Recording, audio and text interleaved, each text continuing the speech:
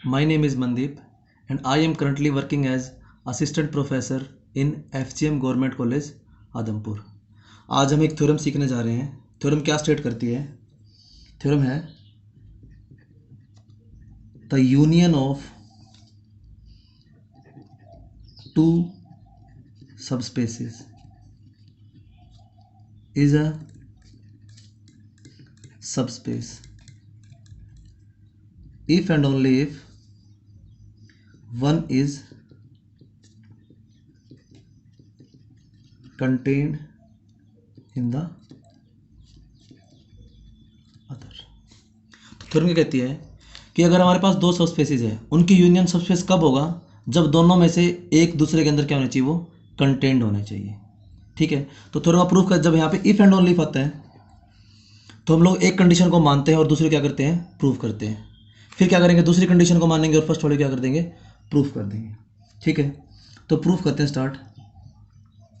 हम लोग क्या कर रहे हैं? पहले let W1 and W2 are two subspaces of V और F। हमने वेक्टर स्पेस मान लिया, उसके दो सबस्पेस मान लिए। क्या नाम दे दिया? एक को W1 और दूसरे क्या नाम दे दिया? W2। तो पहले हम लोग मान रहे हैं one is contained inside another, मतलब पहला दूसरे के अंदर क्या है? कंटेंड है। फिर हम लोग क्या प्रूव कर देंगे कि यूनियन को क्या है? सबस्पेस है। ठीक है, तो पहले हम लोग मान रहे हैं one is contained inside another, और उसको क्या प्रूव, यूनियन को क्या प्रूव कर देंगे? सबस्पेस।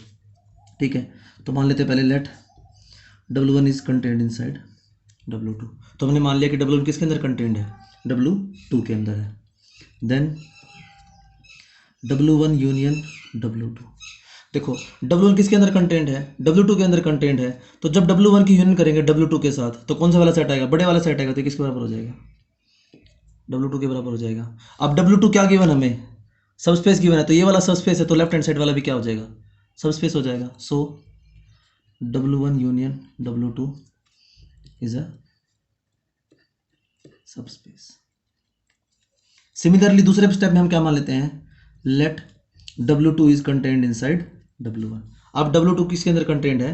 W1 के अंदर है। अब हम लोग फिर से यूनियन कर देते हैं। Then W2 union W1।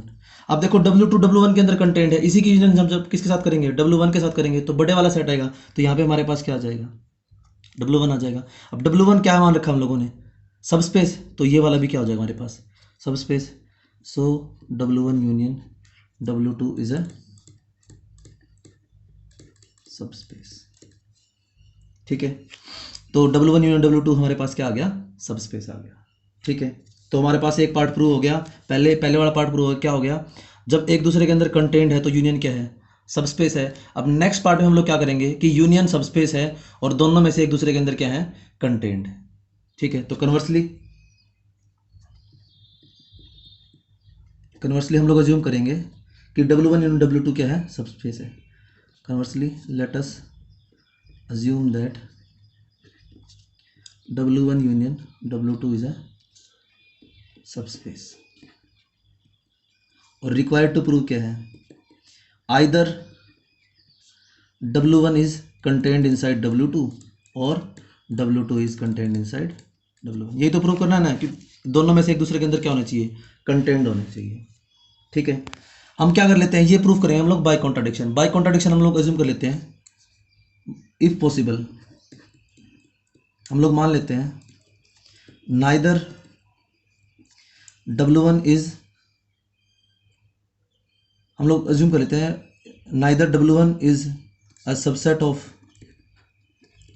W2 nor W2 is a subset of W1। मतलब ना तो W1 W2 का सबसेट है और ना ही W2 किसका सबसेट है? W1 का। ठीक है, नाउ पहले लाइन क्या करिए? W1 is not a subset of W2।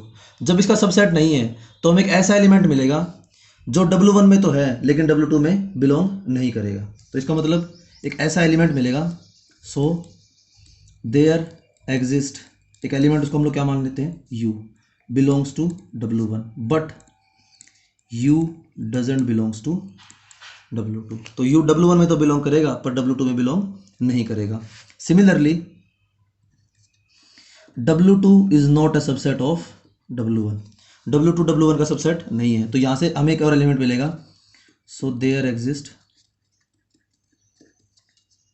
V belongs to W2, एक ऐसा एलिमेंट मिलेगा जो W2 में तो है but V doesn't belongs to W1। तो ये V कहाँ बिलोंग नहीं करेगा, W1 में बिलोंग नहीं करेगा। तो इनको हम नाम दे देते हैं, इसको हम लोग इक्वेशन 1 का नाम दे देते हैं और इसको हम लोग नाम देते हैं इक्वेशन 2 का। ठीक है, फ्रॉम 1 and 2 देखो U कहाँ बिलोंग कर रहा है, W1 में बिलोंग कर रहा है, तो U कहाँ बिलोंग करेगा, W1 यूनियन W2 में बिलोंग करेगा, क्योंकि W1 में बिलोंग कर रहा है तो इसकी यूनियन में भी क्या करेगा, बिलोंग करेगा। सिमिलरली V कहाँ बिलोंग कर रहा है, W2 में, तो V कहाँ बिलोंग करेगा, W2 यूनियन W1। यहाँ से हमारे पास क्या आ गया, U बिलोंग कर रहा है W1 यूनियन W2 में और V बिलोंग कर रहा है W2 यूनियन W1 में, मतलब दोनों में बिलोंग कर रहा है। तो यहाँ से मैं क्या कर सकता हूँ, U comma V belongs to W1 union W2। U और V दोनों कहाँ बिलोंग करेंगे, W1 यूनियन W2 में। अब हमें क्या गिवन है, W1 यूनियन W2 क्या गिवन है, हमें सब स्पेस गिवन है as W1 union W2 is a subspace. ये क्या गिवन हमें, सब स्पेस है। So it is closed with respect to vector addition and scalar multiplication. क्योंकि क्या गिवन है हमें, सब स्पेस गिवन है, तो ये क्लोज्ड होगा with respect to vector addition and scalar multiplication. Vector addition का मतलब क्या है कि अगर इसमें से कोई भी दो वेक्टर लेंगे उन दोनों का सम उसी के अंदर बिलोंग करेगा।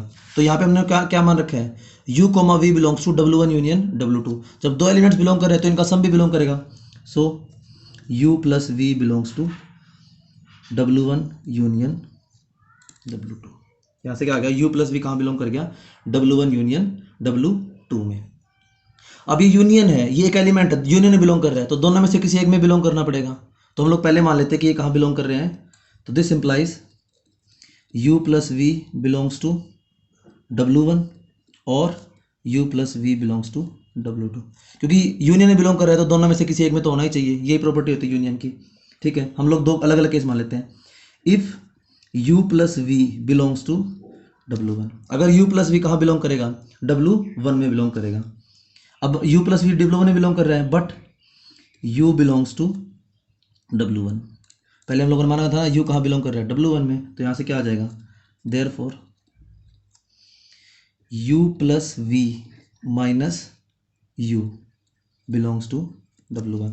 क्योंकि W1 हमारे पास क्या है, सब स्पेस है, एक एलिमेंट ये बिलोंग कर रहा है W1 में और ये भी बिलोंग कर रहा है, तो इन दोनों का डिफरेंस भी कहाँ बिलोंग करेगा, W1 में। इसका मतलब U plus V minus U कहाँ बिलोंग करेगा, W1 में। तो यहाँ से क्या आ गया, this implies V belongs to W1। यहाँ से क्या आ गया, V कहाँ बिलोंग कर गया, W1 में। पर हम लोगों ने क्या मान रखा है, V doesn't belongs to W1, तो हमारी ये वाली बात ट्रू नहीं है। Similarly if U plus V belongs to W2 but V belongs to W2, हम लोगों ने पहले मान रखा ना V कहाँ बिलोंग कर रहा है, W2 में, तो U प्लस V भी W2 में बिलोंग कर रहा है और V भी कहाँ बिलोंग कर रहा है, W2 में। अब W2 क्या है, सब स्पेस है, तो सब स्पेस है तो दोनों का डिफरेंस कहाँ बिलोंग करेगा, W2 में। Therefore U plus V minus V belongs to W2। This implies, यहाँ से क्या आ जाएगा, U belongs to W2। U यहाँ पे कहाँ पे आ गया, W2 में, पर हमने क्या मान रखा है कि U तो W2 में बिलोंग नहीं करता, इसलिए दोनों ही केस में हमारे पास क्या आ गई, कॉन्ट्राडिक्शन आ गई। इसका मतलब so we get contradiction in both the cases, hence our assumption is wrong. इसका मतलब जो हमने assumption करी थी वो रॉन्ग है। तो हमने assumption क्या करी थी, if possible neither W1 is a subset of W2 nor W2 is a subset of W1। मतलब मैंने assumption क्या करी थी, ना तो W1 W2 का सबसेट है और ना ही W2 W1 का सबसेट है। तो जब इसकी हम लोग कन्वर्स करेंगे तो कन्वर्स क्या बनेगा, सो either W1 is a subset of W2 और W2 is a subset of W1। तो हमने क्या आ गया कि या तो W1 W2 का सबसेट हो जाएगा या W2 किसका सबसेट हो जाएगा, W1 का सबसेट हो जाएगा। यही हमें थ्योरम में प्रूफ करना था।